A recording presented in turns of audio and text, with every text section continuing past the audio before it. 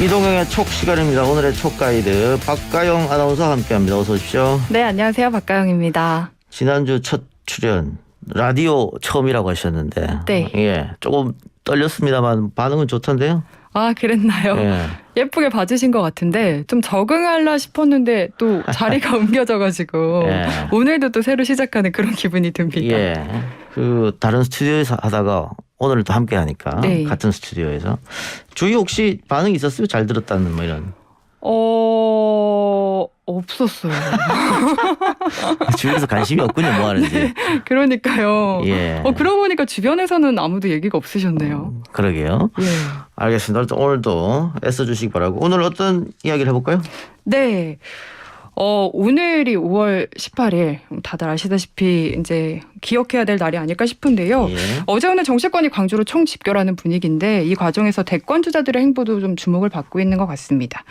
먼저 이낙연 전 대표 같은 경우에 사면론 사과를 이틀 전에 하면서 돌연 개헌 얘기를 꺼냈거든요. 아무래도 좀 이슈를 선점하고 싶어서 계속 이것저것 시도하는 느낌이 드는데 어떻게 보셨나요?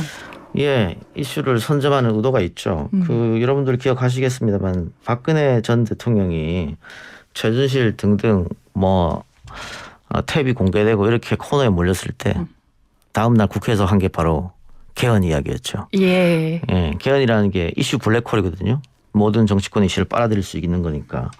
물론 박 전 대통령이 실패했습니다만 이번에도 아마 이낙연 전 대표가 지지율이 떨어지고 있기 때문에 선제적으로 개헌을 좀 치고 나가서 이슈 파이팅을 해보자 이랬던 것 같은데 글쎄요, 결과는 좋게 나오지 않을 것 같아요. 일단 네. 대통령 선거가 이제 10개월 남았지 않습니까? 지금 개헌 얘기를 한다고 해서 이 정부 안에서 개헌이 이루어지는 건 아닙니다. 불가능하고요. 또 개헌 이야기하면서 뭐 국민의 기본권 이런 이야기를 제일 앞에 뒀습니다만 네. 우리 국민들은 개헌 이야기를 하면 권력 구조부터 생각을 하거든요. 그렇죠. 뭐 이원 집정부제냐 내각제냐 대통령제냐 대통령제면 사념 중임제냐 이거부터 생각합니다. 그리고 야당에서 계속 주장했던 게 대통령의 힘이 너무 막강하다 보니까 대통령들이 4년 차에 레임덕에 빠지고 그리고 모든 대통령의 권력 말에는 불행해졌다 이런 얘기 하잖아요.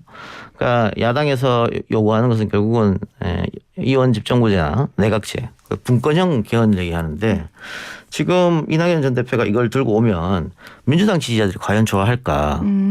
그런데 이낙연 의원 같은 경우에는 본선에 나가서 대통령 되는 것도 중요합니다만 일단 예선 통과가 중요한 거 아니겠어요? 그렇죠. 그게 더 치열할 수도 예. 있죠. 예선 통과하려면 민주당 지지자들한테 박수를 받아야 되는데 지금 이 개헌을 들고 오면서 박수를 못 받게 됐다라고 하는 것이고요. 두 번째는 대선이 10개월밖에 안 남았는데 지금 상황에서 국민들은 개헌보다는 결국은 먹고 사는 거를 먼저 신경 쓰지 않을까요? 지금 코로나 상황도 너무 오래됐고 자영업자들은 힘들다고 비명을 지르고 있는 상황에서 개헌은 정치권 당신들 이슈 아니냐. 우리는 먹고 살게 해달라. 이걸 외칠 거란 말이죠. 그러면 지금 민주당에서 1위를 달리고 있는 이재명 지사 같은 경우에는 굳이 개헌 얘기하지 않잖아요. 네, 안 하고 있어요. 예, 계속 정책적으로만 얘기하잖아요. 네. 그래서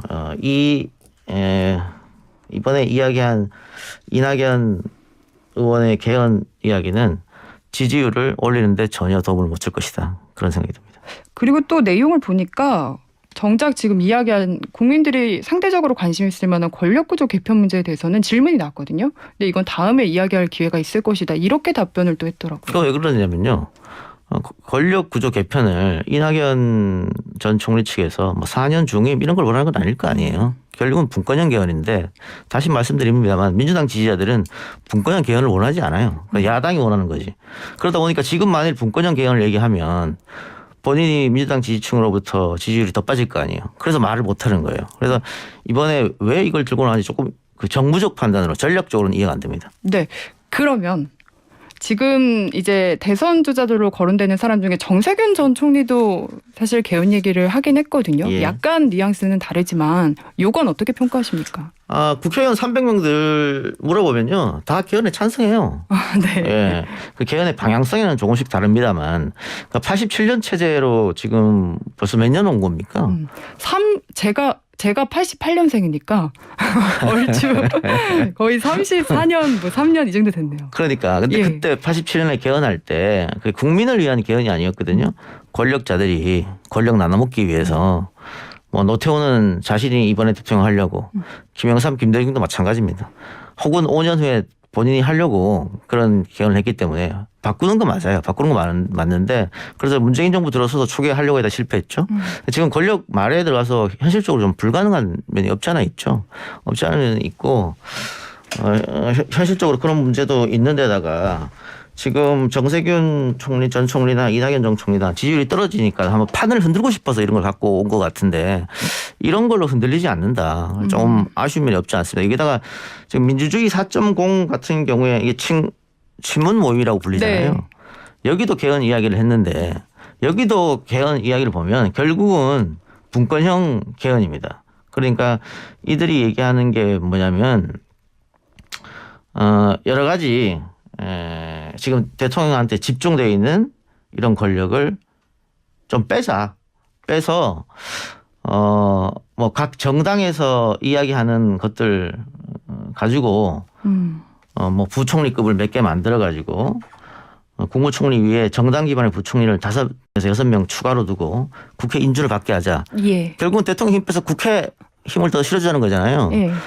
그러니까 이거를 국민들이 어떻게 생각하겠느냐. 친문의 주자가 없으니까. 권력 분산하려는 거다. 그렇죠. 그런데 친문들은 당권을 장악하고 있잖아요. 그러다 보니까 당권은 그럼 계속 우리가 갖고 있고 대통령이 친문이 아닌 사람이 되면 권력을 대통령에게 좀 뺐자. 이렇게 생각하지 않을까요? 그러니까 권력 투쟁으로 비춰지겠죠. 그러니까 국민의 먹고 사는보다는.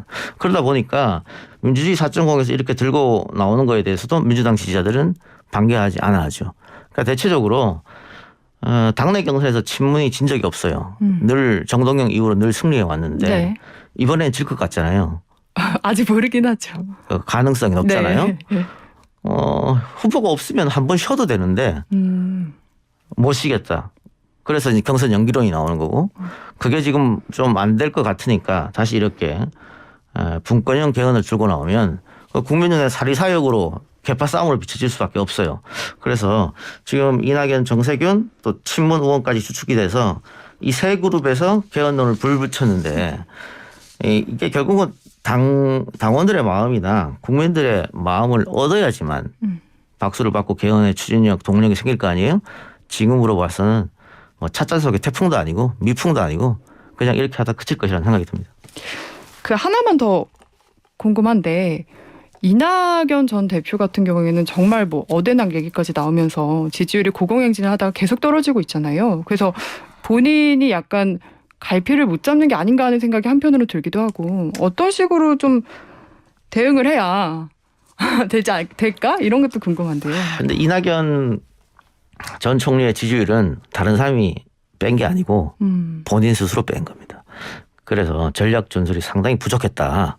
그리고 과연 이낙연 측근 중에 브레인이 있느냐 이게 좀 의심스러운데 정치라고 하는 것은 내가 잘해서 지지율이 올라가는 경우도 있습니다만 상대 정당 혹은 상대 후보가 못해서 내가 반사이익을 얻는 경우도 생기거든요. 네. 이재명 지사는 이낙연 전 총리가 못해서 반사이익 얻었으면 올라간 거예요. 가만히 있었는데. 예를 들면 이런 거죠. 첫 번째 무슨 잘못을 저질렀냐. 이낙연 전 총리가 8개월짜리 당대표 나가면 안 되는 거였습니다. 임기가 2년으로 정해져 있는데 내가 지금 어대낙이다. 어차피 대통령은 이낙연이다. 이런 게 있었잖아요. 네. 그러다 보니까 지금 20% 30% 가는 지지율을 40% 굳혀야겠다. 거기다가 당대표 하면서 나의 우군을 많이 만들어야겠다. 이런 생각이 있었는데 그게 8개월짜리 욕심을 내다 보니까 재보궐에서 참패하고 그 책임을 몽땅 뒤집었었잖아요. 만일 당대표가 아니었다면 이낙연 전 대표가 그 책임을 뒤집었을 이유가 없죠. 그 모든 민주당의 잘못이지. 그러니까 이러다 보니까 첫 번째 8개월짜리 하려고 나섰던 거 그게 패착이었고 두 번째는 전직 대통령 사면 그것도 누가 부추긴 거 아니잖아요. 본인이 이야기한 거잖아요. 예, 그렇죠. 올해 1월이었죠. 예. 예. 그것도 특히 이제 민주당 지지층에서 많이 그 얘기 듣고 실망한 사람이 많아졌거든요. 그 2번 빠진 것이고. 그리고 거다가 본인은 이것 때문에 지지율이 빠졌습니다만 내 소신이라고 말했었어요. 그러다가 엊그제도 사과했지 않습니까? 네.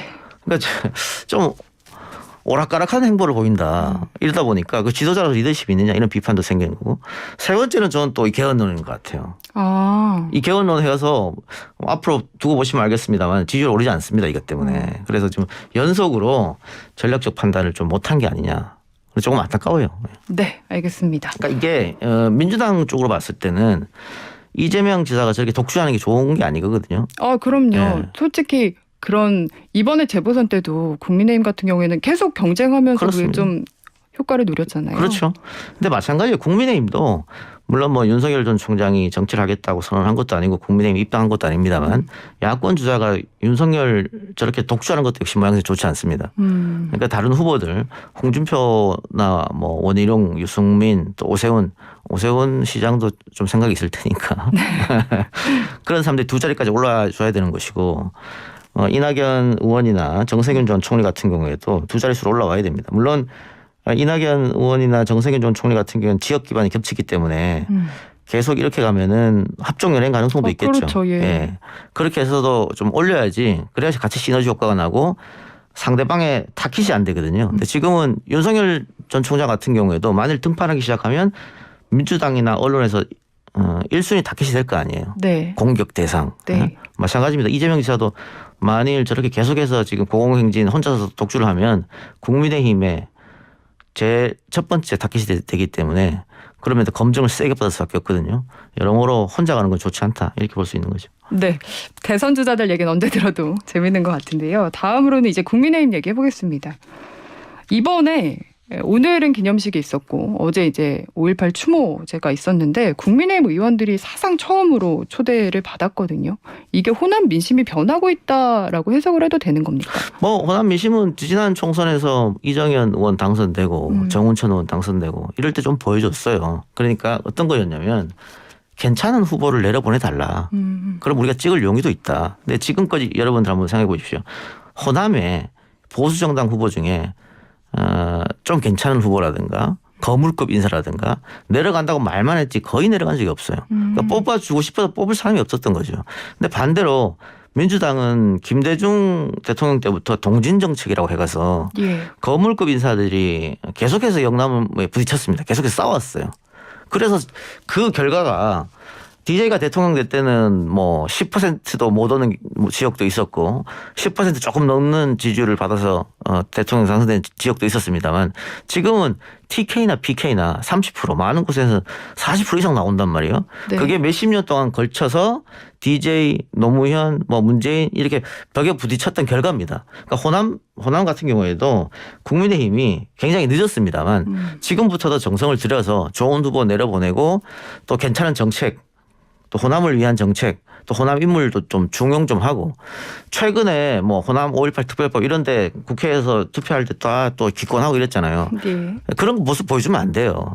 이런 기념식에는 참석해서 사과한다 그러고 김종인 비대위원장이 5.18 묘지 가서 무릎 꿇고 하면서 정말 필요한 정책은 기권해버리잖아요. 그럼 호남 민심이 마음 얻을 수 있겠습니까? 그래서 지금 이런 모습들을 앞으로도 지속적으로 보여줘야지만 호남에서 표를 얻을 수 있는다. 그러니까 대통령 선거하면 영남은 그래도 30%에서 40% 정도를 민주당에 지지를 하는데 호남은 10% 15%밖에 국민의힘이 안 주잖아요. 예. 그렇게 해서 대통령 선거에서 승리할 수 있겠습니까? 국민의힘이 정권 교체 가능할까요? 그러니까 더 진심을 보이고 앞으로 이런 행보들은 반짝이 아니고 계속해서 이어져야 한다. 그런 생각이 듭니다. 그래도 이제 자유한국당 시절에 사실 뭐 망언하고 임을 위한 행진곡도 재창 안 해야 된다 뭐 이런 얘기도 했을 때랑 비교하면은 많이 바뀌었다는 생각도 한편으로는 드는데요. 그러면 그런 사람들도 뭐 이번에 공천도 못 받았고 그러고 있기 때문에 그런 모습을 지속적으로 보여줘야 되는데 당이 과거로 거꾸로 돌아가면 안 되잖아요. 그래서 특히 이번에 국민의힘 전당대회 뭐 여론조사하면 이준석 전 최고를 비롯해서 김웅 의원, 김은혜 의원 초선들이 지지율이 많이 나오지 않습니까? 지금 그 사람들은 호남에 대해서 망언하거나 호남을 폄하하거나 비하하거나 그런 적도 없고 그럴 생각도 없는 사람들이거든요. 네. 바뀌어져야죠. 그러니까. 그리고 또 한편으로는 이제 진정성에 대해서 이야기하는 부분이 지금 이제 망언 논란이 있었던 김진태 전 의원이 이종명, 김순례 지금 전 의원들이 당적을 유지를 하고 있다고 하더라고요. 예. 이런 부분도 지적이 되던데요. 그럼요. 그래서 아마 새로운 당대표가 나왔을 때는 그런 부분에 더 신경을 써야 된다.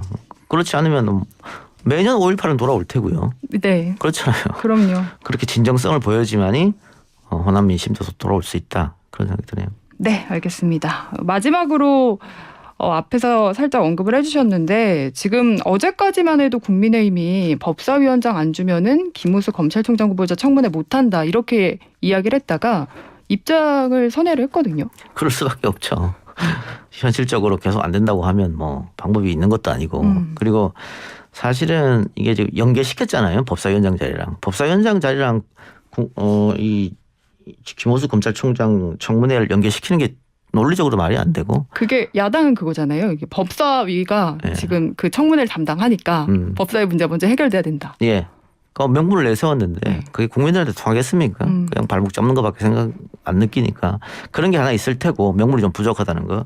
두 번째는 청문회를 보이콧할 수는 없으니까 네. 어쨌든 청문회를 열어서 국민의힘은 김호수가 검찰총장이 안 되는 걸 바라는 거 아니겠어요? 네. 예. 그러니까 청문회를 열어서 뭔가 새로운 걸 내놔야죠. 의혹을.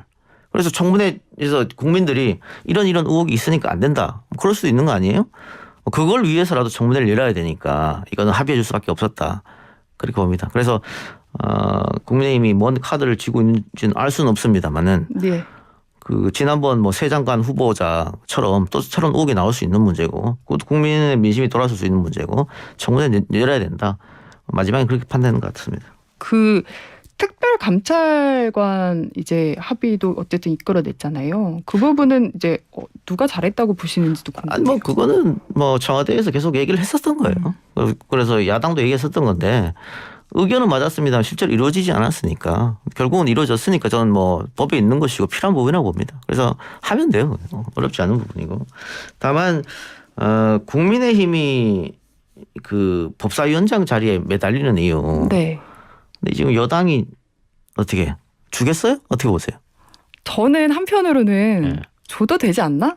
이런 생각도 하거든요. 예. 왜냐하면은 워낙 지금 국민의힘 내에서 개혁해야 된다. 이런 이야기들 많고 실제로 그게 좀 당대표 선거 경선 과정에서 좀 드러나고 있잖아요. 네. 호응을 받는 게. 그래서 함부로 막 발목 잡기 못하지 않을까. 이런 생각도 하는데.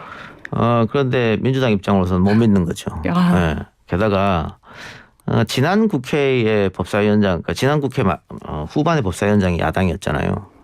모든 법이 다 법사위원장한테 가서 막혀버렸거든요. 아무것도 못했다는 그렇죠. 기억이 남아 있는 거예요. 네. 그래서 지금 임기 후반기로 접어드는데 여기서 개혁이 멈추면 안 된다 이런 생각이 하나 있을 거고 민주당이 지금 대선을 이기기 위한 프로젝트를 하나 잡은 게 뭐냐면 이런 얘기도 되나 모르겠습니다만은 네. 뭔지 궁금해지네요. 초기니까 알려드릴게요. 네. 9월에 원칙대로 후보가 뽑히잖아요. 네. 그럼 10월이 정기국회예요. 네. 그러면 이번에 당대표가 청와대 가서 민주당 중심으로 해서 법을 만들겠다.